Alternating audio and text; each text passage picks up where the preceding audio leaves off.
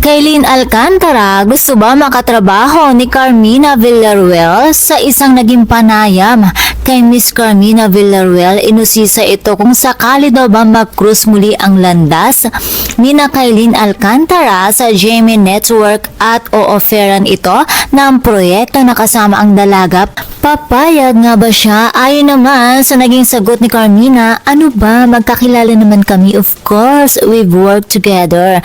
Parang ayoko na lang magsalita kasi ito na nga, pag magsasalita na naman ako, may sasabihin na naman sila. Ayoko na magsalita kasi mamasamain na naman ng ibang mga tao kahit na sabihin mo I wish her well or may sasabihin kang maganda, sasabihin plastic.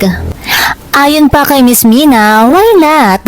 Why not? Basta gusto ko lang naman ng chill. Ayoko na ng stress.